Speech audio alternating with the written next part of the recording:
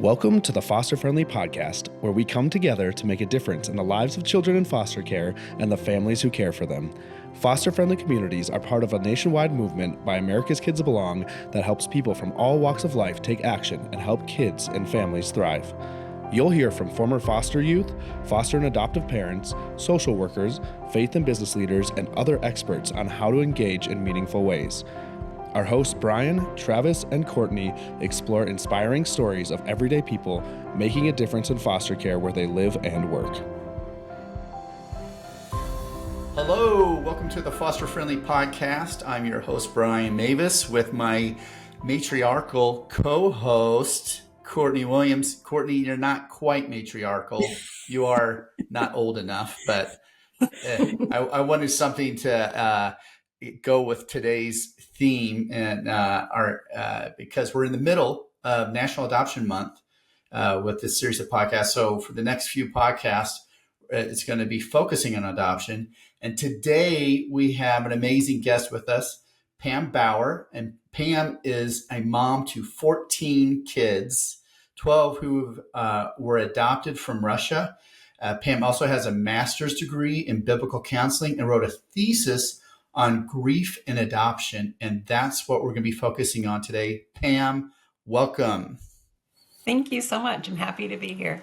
So Pam, Courtney last week texted me and she said, I am so pumped about the next podcast. She's never done that before. So I was really curious about that. And then she told me before you got on that you two had a long phone conversation, and that Courtney's also listened to you on another podcast that she says she shared a bunch. So Courtney claims that you have a lot of good wisdom to share. So I'm looking forward to hearing it. Hope I don't disappoint. It's a big bill. Oh, you won't disappoint. Yeah, it's fun to have you on because, like I said, like Brian said, I have shared a podcast you've done in the past with all my adoptive friends, because I do feel like this is just such a really important topic. And we're in the month of National Adoption Month.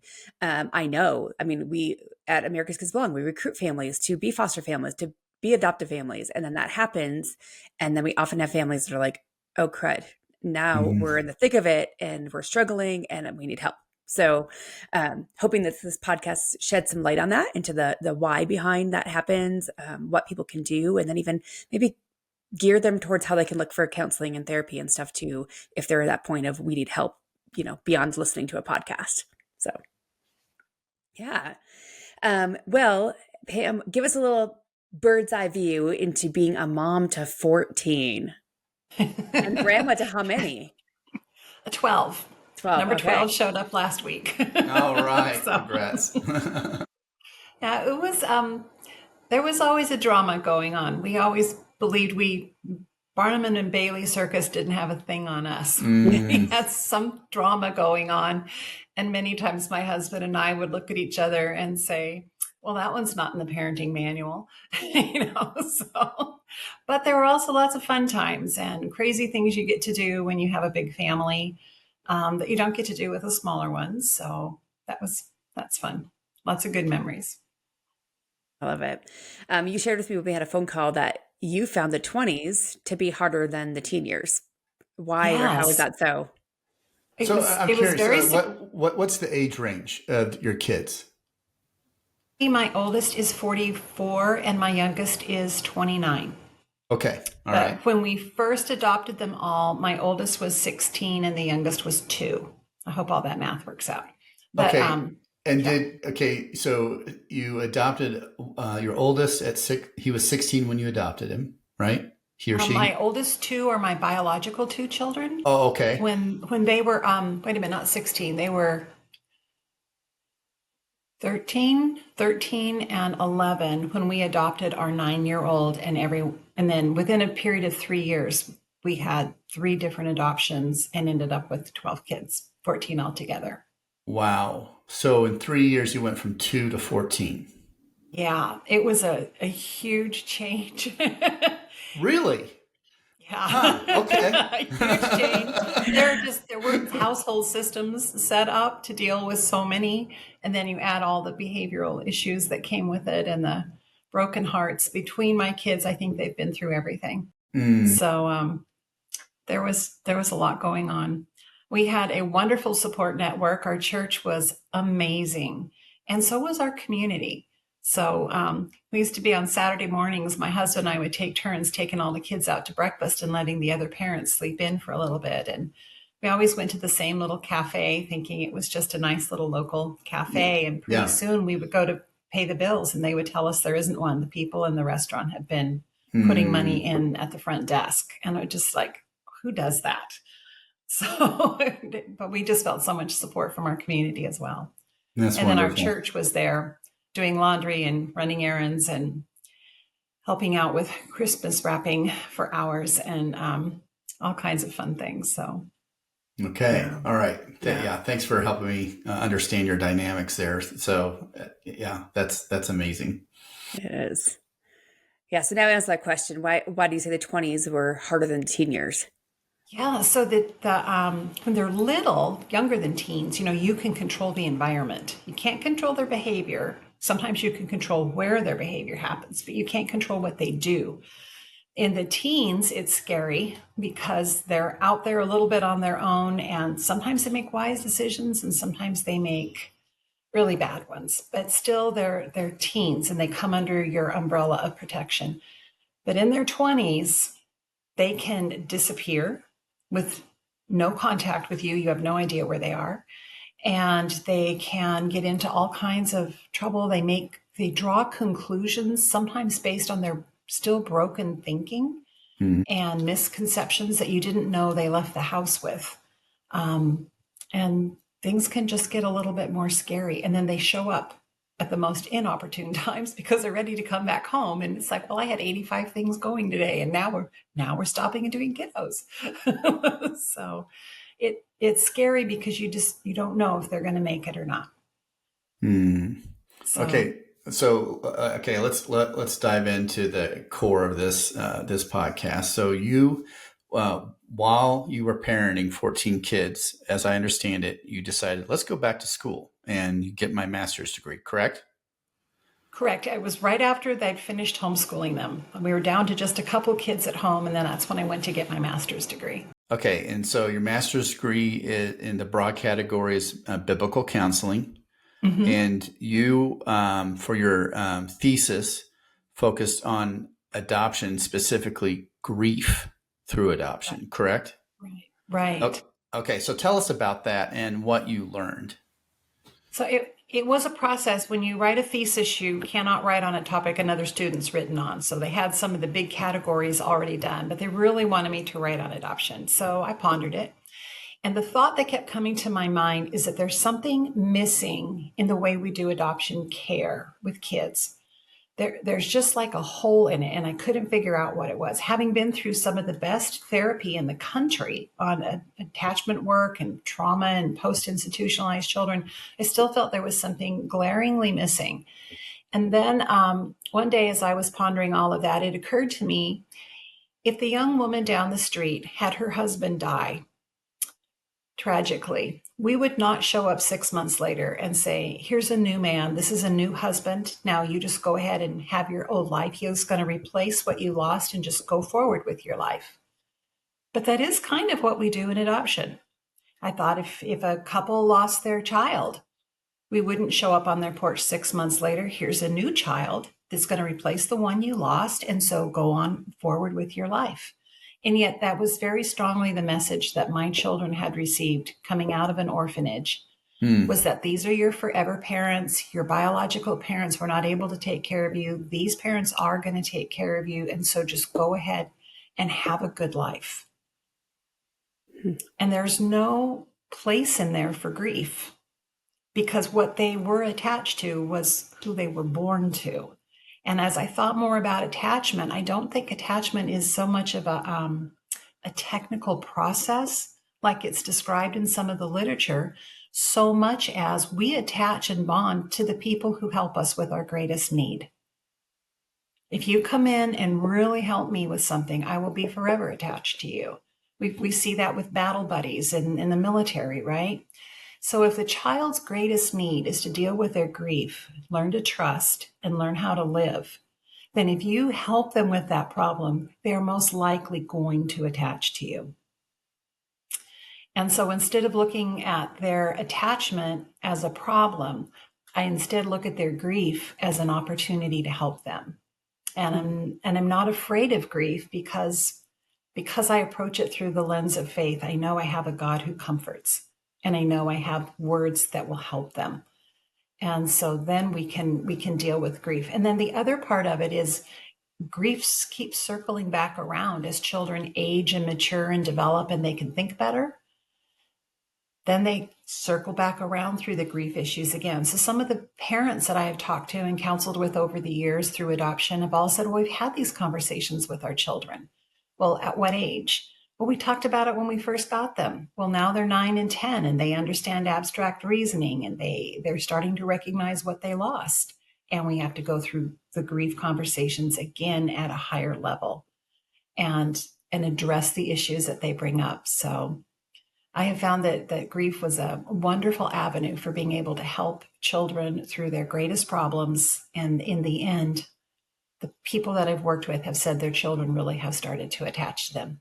And as I've gone back after the fact and talked to some of my kids about it, we're finding a lot more peace in our relationship too. Yeah. So.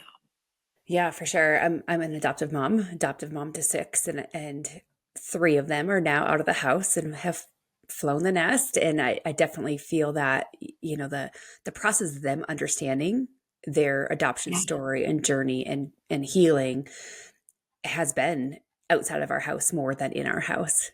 Inside, yeah. You don't look old enough to have kids that are outside the house. I've got 4 outside the house now, so but thank you. But yeah, it is just interesting, and the whole concept of us, you know, I have felt, you know, we've adopted 3 through foster care, 3 internationally. And on the foster care side, things are a little bit different because parental rights are removed. So it's a little different process. You know, parental rights are removed and adoption happens. And after the rights are removed, what we experienced was something called a goodbye visit. So they're supposed to have this last goodbye visit, right? It's the goodbye visit. Their rights are removed. There's no such thing as open adoption in foster care. It's their goodbye visit. And when people would know, you know, people would ask us, they knew court process was coming up. They knew TPR, the termination of parental rights court case was coming up. And people would ask us, hey, how did it go? And we'd tell them the outcome. We kept being told, congratulations. And it was because we knew the birth mom. We knew her very personally. We loved her. And hearing somebody say congratulations that this mom has lost her rights and these children are now going to be adopted. I mean, I know where it was coming from, right? It was coming from, they've seen us love these kids. They felt like the kids were better with us in a sense. And so they were telling us congratulations, but yet not recognizing what this mom was losing, not recognizing what our kids were losing, and how that was going to affect them for years. And so I became an educator. I started educating people on, please don't say congratulations to me because I love this mom and it is hard. And I don't expect my kids to look at this like they won a better family or, you know, as something you're winning. So how would you advise families who are going through this process? You know, maybe TPR just happened, or maybe they were just told they're able to adopt, of keeping these things in mind, where we need to keep the birth families in mind and keep these things, the loss that our kids are going through, in mind, and not just look at it as we've won in this situation. Right. I think it's important that we recognize that adoptive families and adoptive parents are looking forward. They've gone through the arduous work of getting through all the home studies and the court papers and whatever process they have to go through in particular for their adoption. And it is a long, grueling process. And there are a lot of people asking questions that frankly are none of their business in a normal, if you just give birth to a child kind of way. But it's a lot of work, and it's understandable that adoptive parents would be excited. And they're looking forward. We're looking forward to t-ball games and ballet lessons and recitals and graduations and family vacations and grandchildren. We're looking forward to this whole life that's going to open up. But our children are looking backwards on everything they're losing. and how they wonder, will my mom be able to find me? How permanent? What do they mean by permanent? Will my mom find me? Because some of them are afraid and don't want to be found.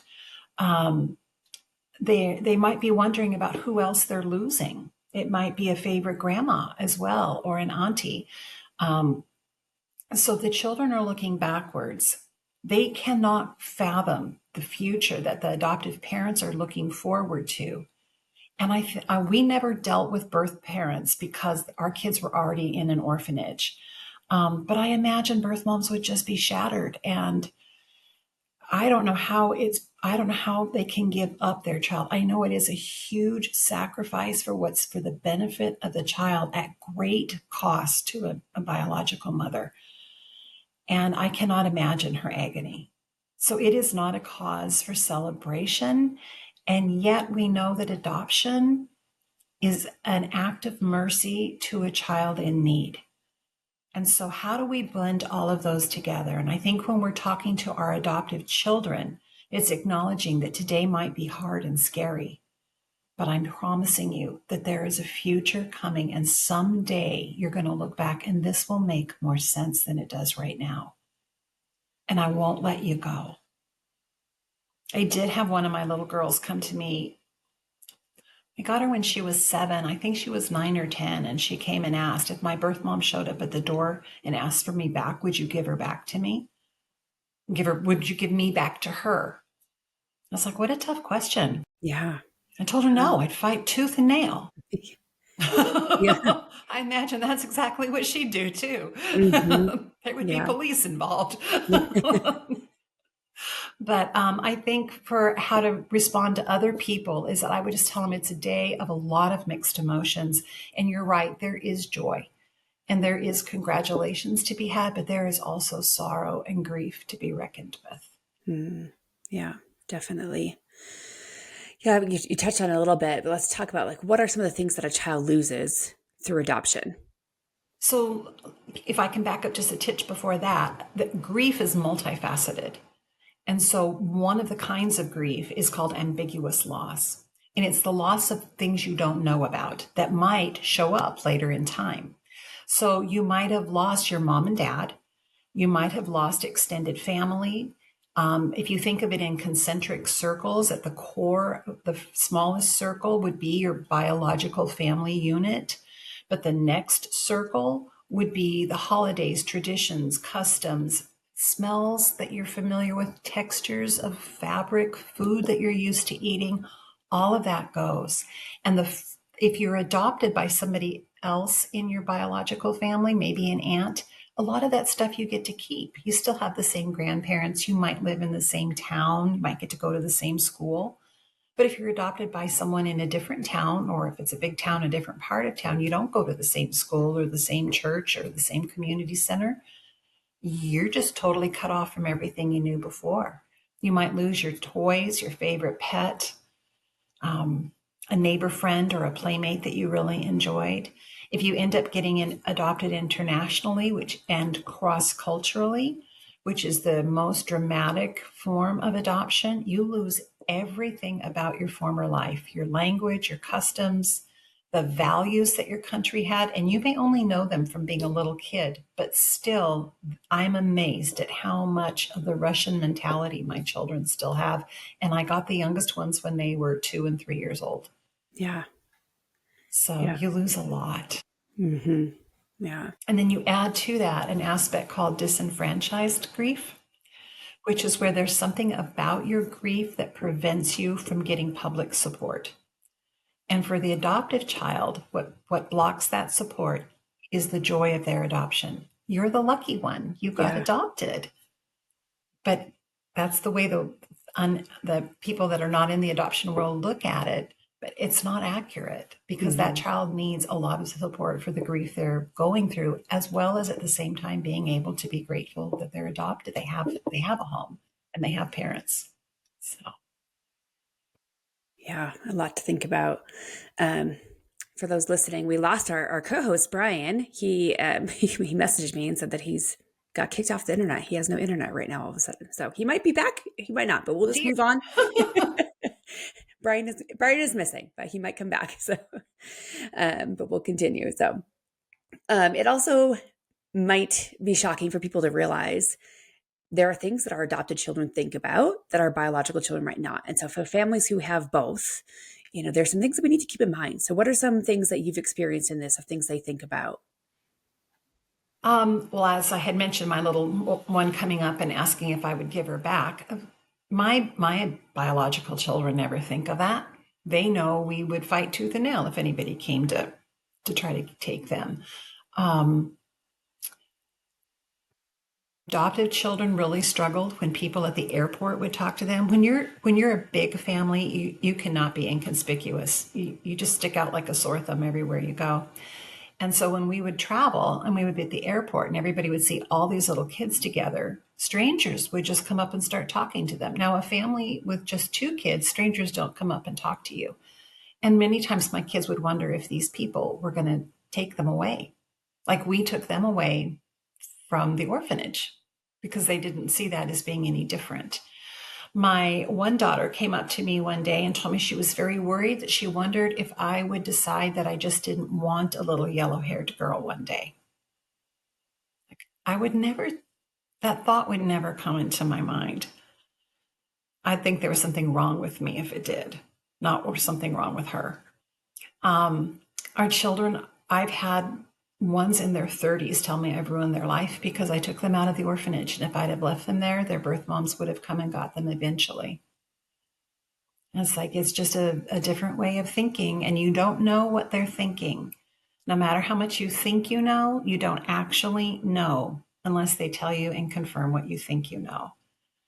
So we were on a vacation once, flying to Hawaii with a bunch of our kids. And we had one of the boys that we just had adopted a few months before. And he asked me where we were going. And I'm using the Hawaiian Airlines magazine, trying to explain to him what a beach is and what sand is. And wondering, is he just seeing brown and blue on this paper? Or does he see water and sand like I do? I don't know. And at the end, he said, so when we're done, where are we going? And so we're going home. Back to our old house, he says. I said, yes, back to your old house, sleeping in your own bed. All of us? I said, yes, all of us, every one of us. Even you, Mama? And I realized in that moment he'd never traveled from one place to another location with his family intact when they returned home. That was a really sad moment. Yeah. Yeah. So. Yeah, we have our 2 youngest were adopted. They're 5 and 7 now. And then our oldest, so our 3 youngest and our 3 oldest are all adopted. But it's been fun to parent, some of them we adopted as teenagers, and the things they've gone through, the things they've thought about have been similar, but yet different than the little kids, the little ones that were adopted from young ages. And just the questions at different stages I found, going to school is a big step. And that's where I feel like kids start asking a lot of questions. Then I feel like 9 to 10, all of our kids, when they hit 9 to 10, it's these questions come out. And then teenage years, like I feel like there's kind of these milestones in their lives where the thought of being adopted, the questions of being adopted really hit, and they start to ask, a lot of stuff. And so I appreciate you noticing and pointing out that there's a different of the things they're thinking about versus our biological kids and the things that we need to be ready for. I've sometimes felt like I have to parent my kids all exactly the same, or I have to think of them all exactly the same, or I'm making them feel less than or not equal to. And it's just not true. I mean, there are things that I need to recognize as a mom, that are going to be different for my adopted kids that are for my bio kids. There are things that are going to be the same, right? There are a lot of things that are the same, but there are a lot of things that are different too. And not seeing that as an adoptive mom of, treating them differently, but more meeting them where they're at and understanding their needs. Even amongst our biological children, we treat them differently because we raise them according to what they need, and their needs are different. Definitely. Yeah. Yep. And even the connection with them, the connection, my oldest daughter was adopted at 15 and struggled with just connection to me because she felt, and finally got to the point of being able to tell me, she felt like if she had a connection with me, that was disowning or not loving her birth mom. and I kind of felt that, but I didn't say that to her. I let her eventually come out and say that, to be able to have that moment of saying, what would your birth mom want? Would she want you and I to have a close, healthy, loving relationship? Or would she want you to be so disconnected from me, not feeling like you have a mom at home? I'm never going to take over. She is your bio mom. She will always be your biological mom. And I can't take over that role. I don't want to take over that role, but I want to be your mom that you have in the house, the motherly figure you have here. So yeah, can you speak to that a little bit about the feelings too that they have, and recognizing those connections between your bio kids or adopted kids? It's okay. It absolutely is. And I'll tell them, do you feel closer to some of your brothers and sisters than you do to other ones? And then they can acknowledge, relationships all have a different feel to them.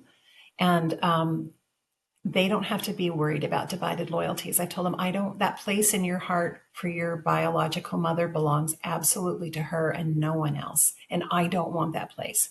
My question is will you make me a place? That's good. I said, just like I love my oldest daughter and there's a place in my heart for her, as I'm speaking to one of my other girls, I have made a place for you in my heart and it belongs to only you. And I keep it full of love all the time. Yeah. And so will you do the same for me? But the divided loyalty is an issue that happens for a lot of children of divorce, children where parents are just maybe never were married and are no longer together. And you wonder when mom remarries somebody else, what does that mean about my dad? What does that mean about my new stepdad? And those I just always ask those kids, is your heart big enough that you can make a new spot? Yeah. And that seems to make a lot of peace because they don't, they realize I don't have to give my one parent's spot in my heart to another parent. So, Yeah. And in foster care, that's so real as well, because oftentimes kids will come and go from your home. If it doesn't go to adoption, which is more common, they're going to be reunited with their families. And I'll hear that all the time from people. Oh, I want to foster, but I could never foster because, my heart's going to be broken, or I'm going to love these kids. And it's like, yeah, you should love those kids for as long as they need, and be willing to be. It doesn't need to be, now and not later. No, you can still love that child, even though they're reunited with their families or they're back with grandma or whomever it is. Yeah. I want the best for them and know that you were part of that story of what was best for them. Yeah. Yeah. There's a lot of hope there. Is there research done on how often do kids think about their adoption or think about their biological families?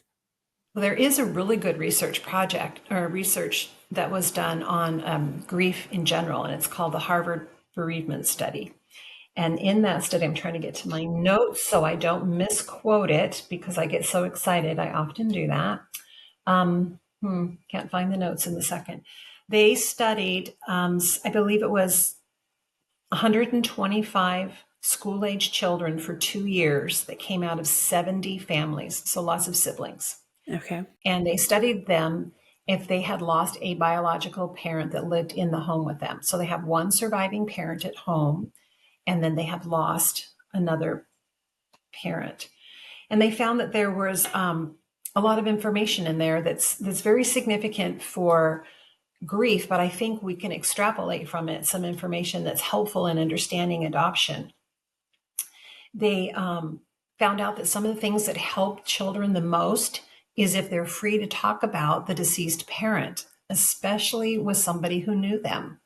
So if your mom dies, but grandma comes over every once in a while and you get to talk to grandma about your mom and she's got pictures of your mom or maybe home videos that you can watch and you can hear stories about your mom, it helps you stay connected and help those children survive the grief better. Our adopted children don't have any of that.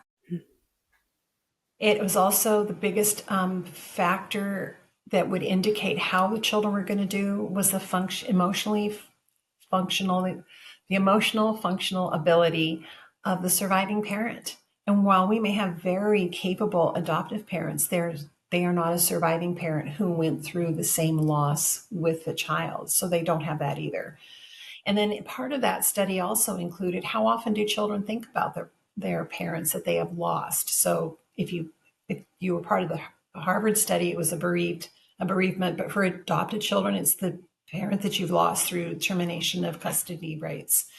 They found out that boys think about their lost parent 5 times a week, and girls think about them multiple times a day, most frequently at bedtime.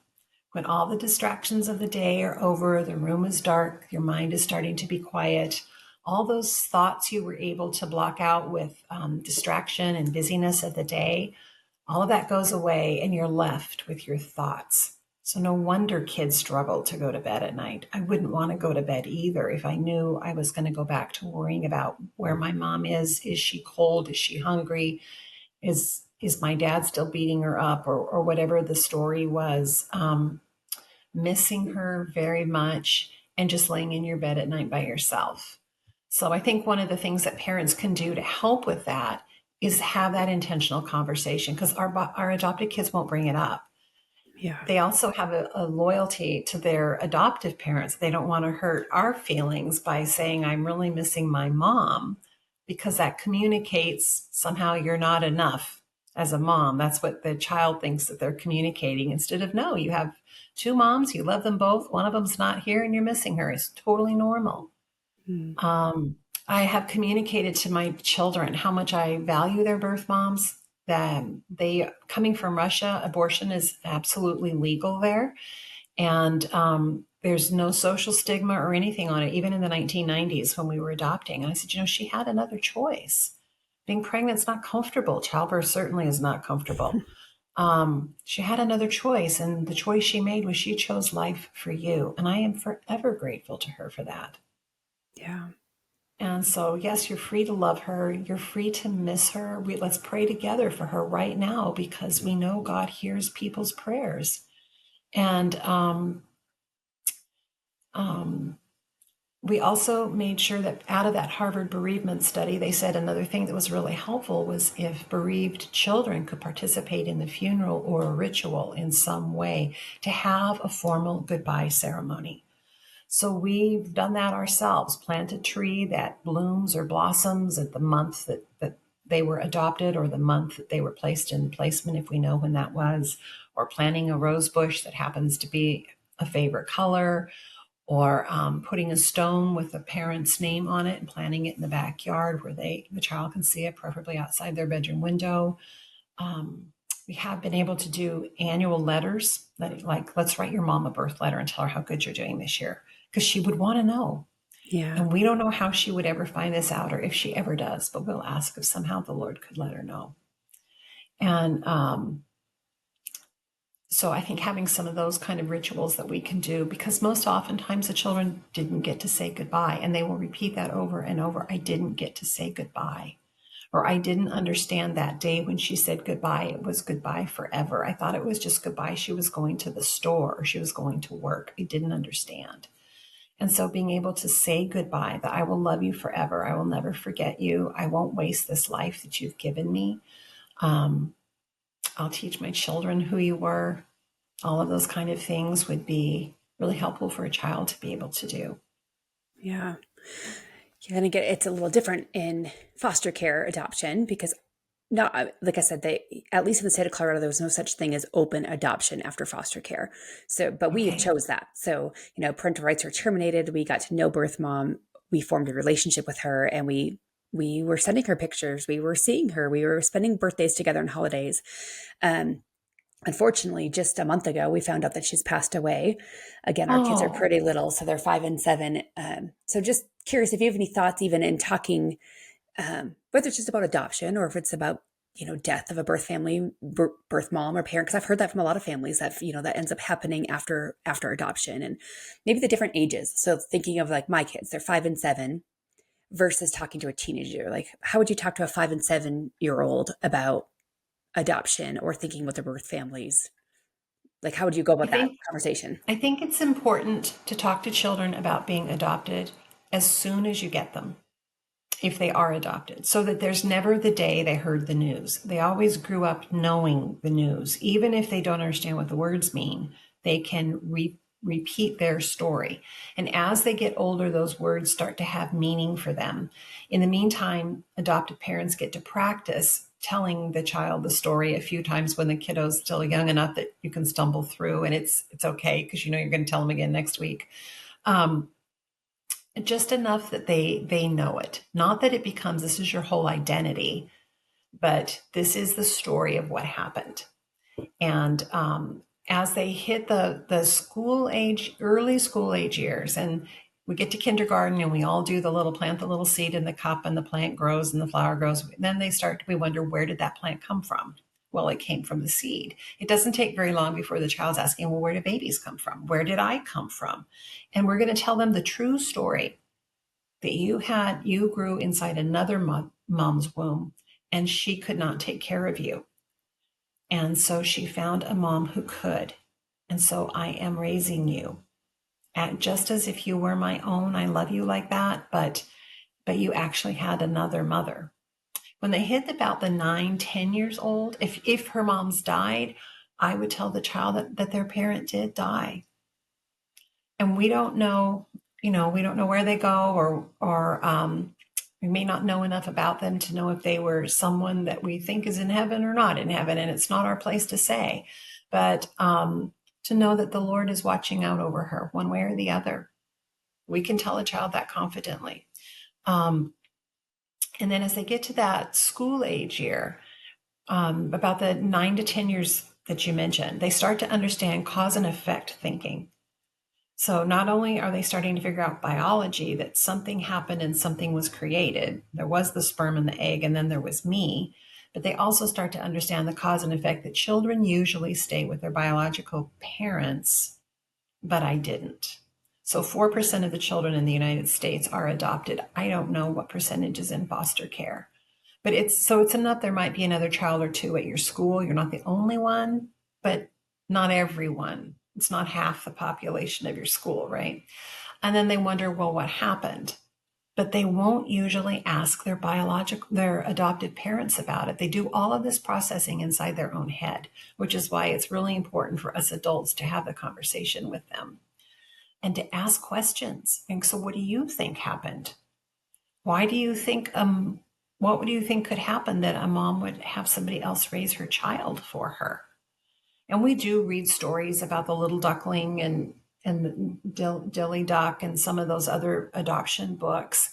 But generally what they come up with is I was a bad baby. Mm.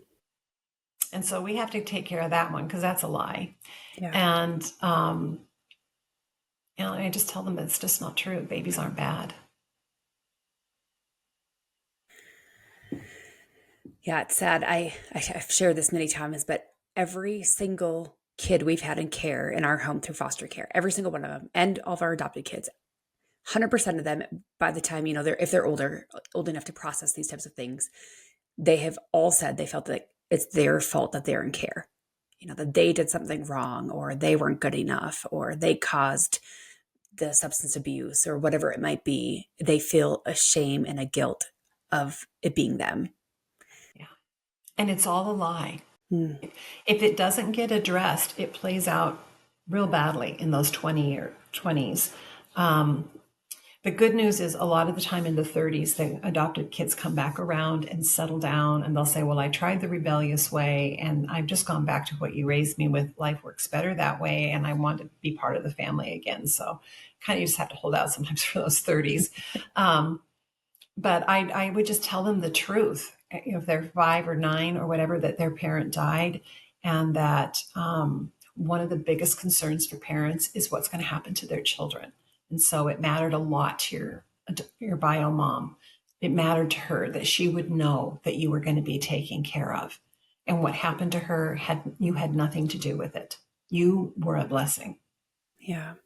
Yeah. Mm-hmm. For the 15-year-olds, those older ones, and we can talk more about cause and effect issues, because sometimes the decisions are a little bit more complicated. Sometimes if we have a high risk lifestyle, the incidence of death occurs at an earlier age, and it's a warning not to waste the life that you've been given, and also to know that choices have consequences, and that doesn't make your mom a bad person.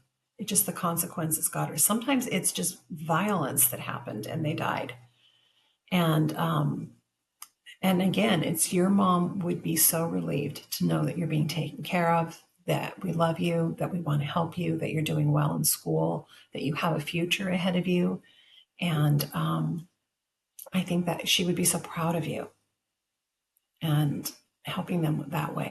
So acknowledging that grief circles back sometimes on anniversaries. There might be times that are a little bit harder. There might be, my one son got married a few years ago, and his wife, her mother had died a few years before that. And it came time to make the montage of childhood pictures. And she just said, I can't do it. I'll be a puddle on the floor. Could you just please go through and pick out some of these pictures for me? And so I picked them out for her. I picked her childhood pictures to put in her wedding movie because it was just too hard to watch she said, to see the pictures of her and her mom and to realize again all she lost and which mother was not there at the wedding that day. Yeah. So there are days when it's harder, and just to recognize that. Yeah. And then another thing with teens is sometimes that those crazy thoughts they think, right? They'll think, well, I'm not a child anymore, so I'm not adopted anymore. Now I don't have anybody. Wow. I was like, oh no, it's a life sentence. Yeah. You're stuck with me. Yeah. So we've had to have that conversation too. We've had the conversation about why, when I'm an adult, I have to move out and I can't stay home and have you take care of me. Well, you're not a child your whole life. And at some point if you're not going to school, then you're to be working and starting to earn your own way. It's called growing up. It's not being kicked out of another family. One of my boys, when he was in high school, got very angry at me. We had a big argument. His practice was to go for a walk. So I knew he was going to be, our town's, I don't even know if it has a crime rate. It's really pretty safe place. And he was out there walking around. And he finally came home at night. And he looked at me and goes, you are not going to confess nor ask for forgiveness first. I get to go first this time. And I said, okay, what do you want to tell me? And he says, I've done the math. He said, if I let you in, by the time you're 80, I will be 40 and I will lose a second mom. It's just better to keep my heart hard and not get hurt again. So who knew that was going on in his head? I thought we were arguing over football practice. I was completely clueless to what the real issue was. So again, creating that environment where they can talk to you freely about whatever. And a lot of that happens at bedtime. Yeah. You get those soft lights on, especially if they're in a room by themselves. Soft lights on, asking them what their thoughts for the day are, what thoughts are running around your head tonight. And just plan on, it's going to take an extra half an hour, 45 minutes before you're back downstairs or wherever. Yeah, I found that bedtime and car rides are where would kids want to talk, Yes. kids, teenagers. I think the car rides sometimes, when you're not face to face, that if they feel like you're there, but they don't have to look you in the eyes. Right. And then I started a journal with all my kids when they were about 9. And just this is a place where we can write back and forth. And I leave it on their pillow and then they leave it on my pillow. Good idea. And some kids love it. Some kids have written, but I have found with our older kids who are adopted, they wrote the really hard questions in the journal. They didn't bring it up face to face. They didn't bring it up in the car. They bring up other things. Like we had a very open relationship, but the things about adoption were often on paper. Like I'm thinking of my birth mom and if she would want me to do this, or if this would make her happy, or whatever it would be. The journal was just that safe space and a safe space for me to write them back and then say, if you want to talk about this face to face, I would love to. I'm open to that. And usually, strangely enough, they wouldn't choose that. They would still choose to write back and forth. But it's just been a sweet thing for my older kids and to see them develop. Our daughter, she's 23. She was home this fall and sitting on the couch one day, and she made a comment to our biological daughter saying, when I have kids someday, I won't bring them back here as much as you will bring your kids back here. And I was kind of listening and I was like, well, why would that be? You would just choose not to?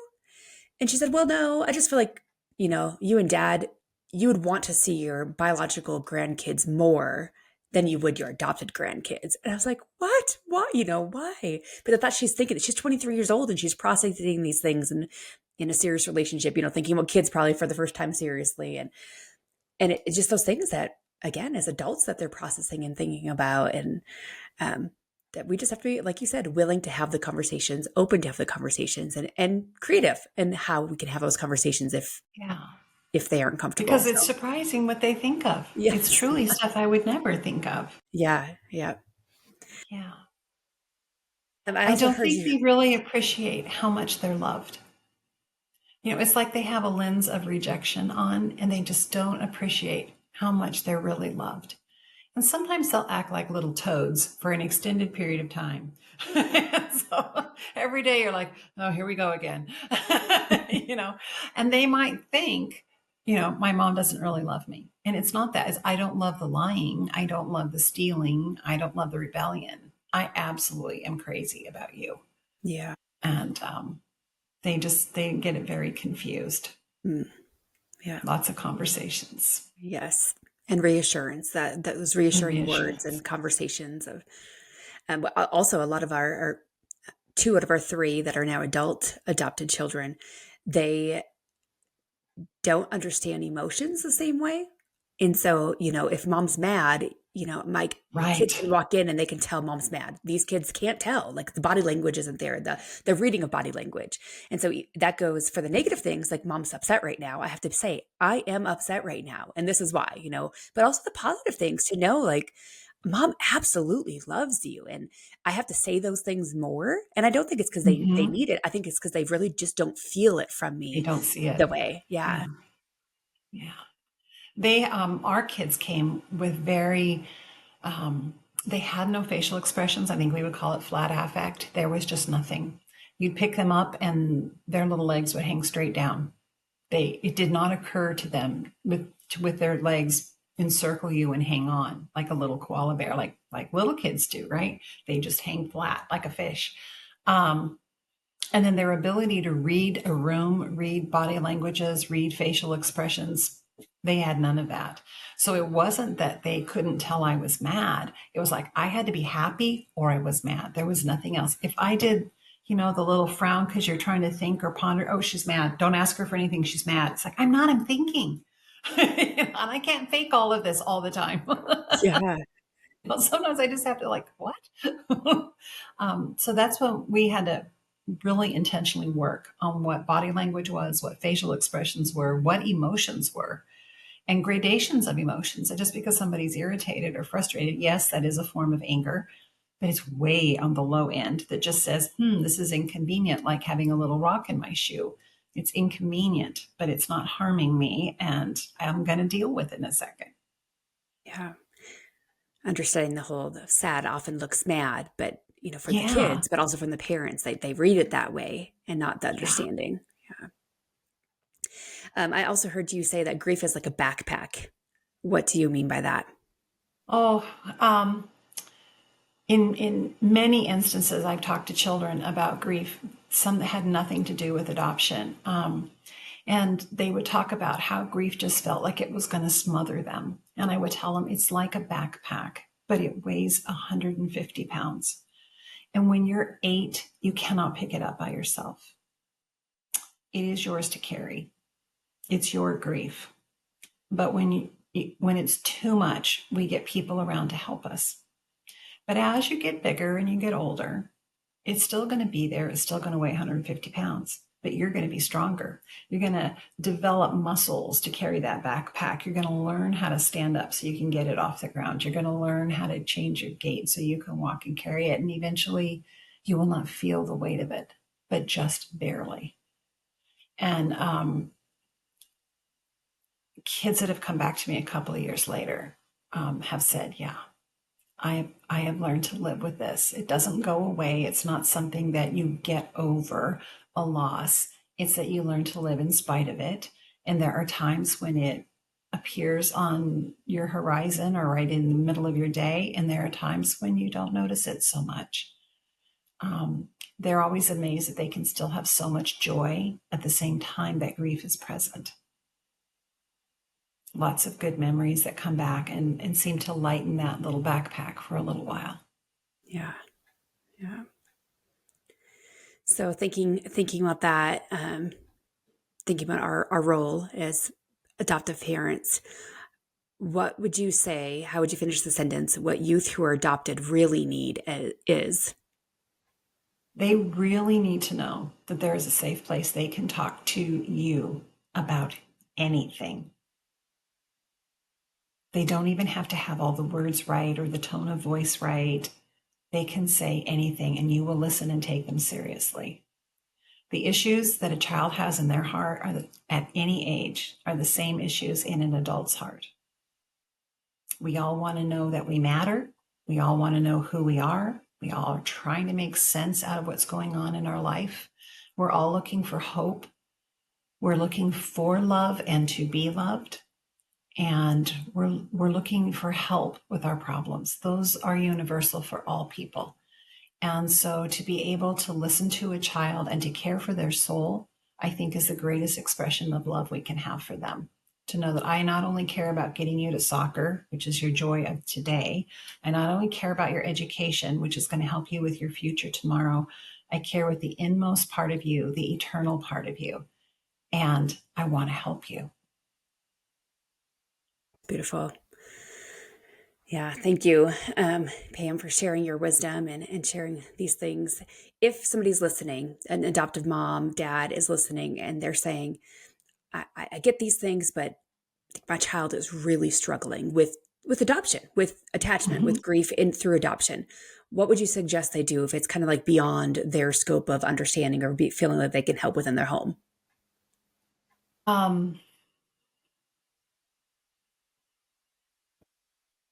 Well, I'm part of a group of biblical counselors, so we're trained to work with children in that area through the gospel and through scripture. And I find there to be a great amount of hope for kids there, because I worked with one little guy who was 11 and he was so brilliant. I kept thinking, I've got to go back to watching educational TV, not so much masterpiece theater, in order to keep up with this little kid. But I was talking to him about where his life began and who has the recipe card for how to make you. And he came up with, well, God, he's the creator. He's the one who made me. And I said, yes. So where did your life begin? And he said, it began in the mind of God. I said, it was so much bigger than who your biological or your adoptive parents are. You have a story so much bigger. And then he looked at me and he goes, and one day it will end before the face of God. And so I need to live in a way that pleases and glorifies him. And I said, yes, now we're on the right track. And so I think it was really helpful for him. But I think, reading what you can, there's a lot out there that's confusing and sounds wise, but I don't really think it pans out in my experience of having been through years and years of therapy with my kids. Some of those issues dealing with their shame, that sometimes they feel like they're just not as valuable as other kids, and it's not true. Where do you get your value from? If I have $100 bill, and I always use that with the little kids because they always think that's a big deal, and I'll hold up a brand new $100 bill. How much is this worth? And they'll be like, oh, it's $100. And I'll take it outside with them and we'll stomp on it and rub it in the ground and get it wet, and it's all gnarly looking. I say, how much is it worth now? Well, it's still $100. Yeah, its value hasn't changed. Life's been hard to it, but its value hasn't changed because somebody else determined its value. Who determines yours? And that sparks good conversations that really go to the core of what they're talking about when it comes to identity and value. And then what they're learning about themselves as they're going through hardship, because every single life has hardship. And they'll tell me, but I didn't pick this. And I'll say, do you think the child born blind picked it? Or the child born in a refugee camp picked it? None of us pick our life. But we all are accountable to live it well. So when it comes to resources, I would go to biblicalcounseling.com personally and look for a biblical counselor. Yeah, I often tell my, again, without sharing too much, I have a couple of kids who I feel they've struggled, but they have accepted and sovereignty, just who they are as adults, who they are as people. They've accepted their adoption as their story. And I have one child who just really does not seem like they have accepted that yet. And the exception is their outlet is going to people who are negative about adoption and negative about their stories on Instagram and social media. And so I'm always sending the opposite. I think there's a health a healthy thing in talking with other people who have been adopted if you've been adopted. But there can also be a danger in that if it's all just negative voices and if it's not positive. Like, this is the life that you have been given to live, like you said. And now you have a choice. You have a choice to, and it's not saying we don't have empathy, sympathy, compassion for them. It's not saying just get over it. But it is like you have to at some point not want that to define who you are and what your future is going to be. And if you're letting it, then it's going to go on for years. And that's there's no help in a lie. Yeah, there's no help in a lie. It's only if they get the truth that then they can start to move forward. There's a scripture in the Bible that says God places the lonely in families. And a child left alone is a lonely person. They have no help. At the age of 4, 5, or 6, they're not equipped to go out and function in the adult world. And they need help. And I've told my kids, adoption is God's act of mercy to you. You have received mercy from the Lord. I've received mercy as he's given me you to care for. So it is very hard when they won't accept the adoption. They really do have to adopt you back and say, okay, you can be my mom. And sometimes it's just, can I just be the mom that you have right now? Could we just not fight today about who's going to be in charge? Can we just not argue about everything today? Yeah. Will you just let me love you? Yeah. It is. And the motto behind America's Kids Belong is we want kids to feel that they belong. We want them to feel that whether they're in foster care, whether they're reunited with their biological families, or whether they're adopted, we want them to feel that they belong, because that's a feeling that we all want. We want to feel accepted and that we have belonging. So I think that's a real calling of every human heart, is where do I belong? Yeah. And to know that you are displaced from where you think you belong has got to be a very frightening feeling. But if there's people there that are willing to help you, to hold you, to encourage you, to listen to you, to provide you with the things you need so that you can learn and grow and go forward and point you in a path forward, I think in the end, you will love them and be grateful to them and attached to them as people who really spoke life into me at my darkest time, even if I was only 4 at the time. Yeah. Yeah. Well, great things for people to think about.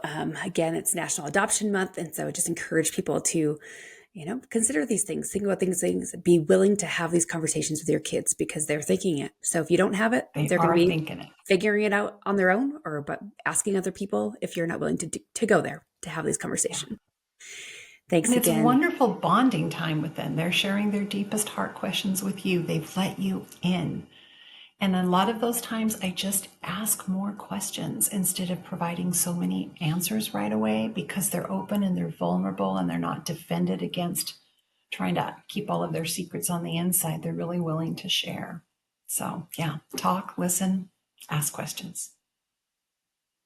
Great things to think about. So thanks again, Pam. We enjoyed our conversation with you.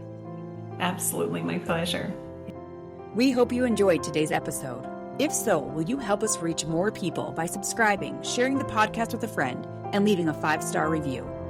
If you've been inspired by what you've heard today and want to learn more of how you can make a difference for kids in foster care and the foster families where you live, visit americaskidsbelong.org. We depend on individual donors to fund our work. We'd be grateful if you would consider joining us as a monthly donor. Visit americaskidsbelong.org to make your tax-deductible donation. Thank you. Together, we can ensure a family for every child in foster care and a foster-friendly community to ensure every foster family feels loved and supported.